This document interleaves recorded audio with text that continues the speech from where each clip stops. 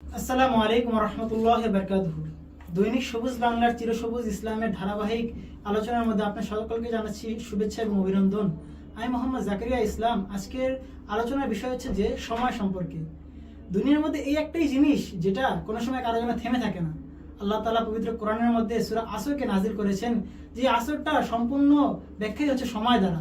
সময় মানে কি? সময় মানে এমন একটা জিনিস যেটা কারোর জন্য কখনো থেমে থাকে না।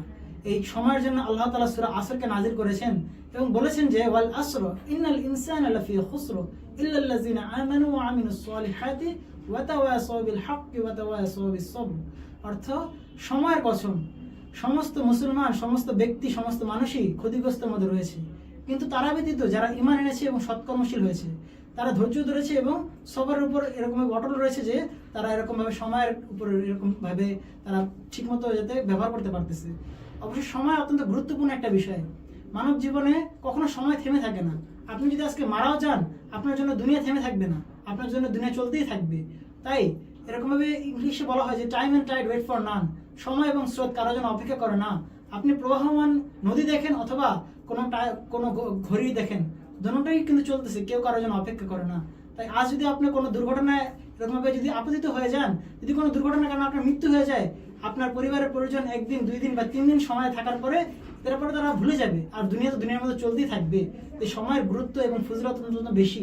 1 সেকেন্ডের কারণে একটা দুর্ঘটনা ঘটতে পারে, 1 মিনিটের কারণে একটা জীবন চলে যেতে পারে।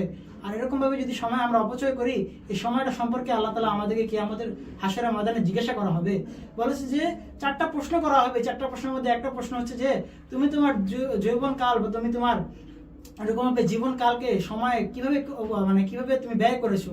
এই প্রশ্নের উত্তর কেউই দিতে পারবে না, কারণ সময় যে কিভাবে ব্যয় হয়ে যাচ্ছে সেটা কেউ জানে না। হোক সেটা মোবাইল দেখার মাধ্যমে, হোক সেটা খেলাধুলা করার মাধ্যমে, সময় এক না একভাবে কেটেই যাচ্ছে। তাই আমাদের উচিত যাতে আমাদের সময়কে আমরা যাতে সহিভাবে আয়ত্ত করতে পারি। আল্লাহ তাআলার কাছে বেশি বেশি দোয়া করবো যে আল্লাহ তাআলা আপনি আমাকে মৃতব্যয়ী বানান, আপনি আমাকে সময়ভাবে সহিভাবে অপচয়কারী বানান না।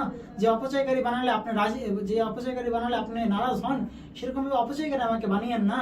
আপনি আমাকে সহিভাবে সময়ের জন্য যেভাবে আমি প্রস্তুতি নিতে পারি, যেভাবে আমি আমার সময়কে সহিভাবে ব্যয় করতে পারি, যার জন্য আল্লাহ তাআলা আপনি আমাকে জবাব দিতে করেন, এমনভাবে আমাকে সময়কে ব্যয় করার তৌফিক দান করুন। আল্লাহ তাআলা যাতে সমস্ত উম্মতি মুহাম্মাদিকে সহিভাবে সময়ের উপর এরকমভাবে আয়ত্ত করে সময়কে সহিভাবে ব্যয় করতে পারে, সেজন্য আমরা সকলের জন্য দোয়া করব যাতে আল্লাহ তাআলা আমাদেরকে সহিভাবে সময় ব্যয় করার তৌফিক দান করুন। আমিন।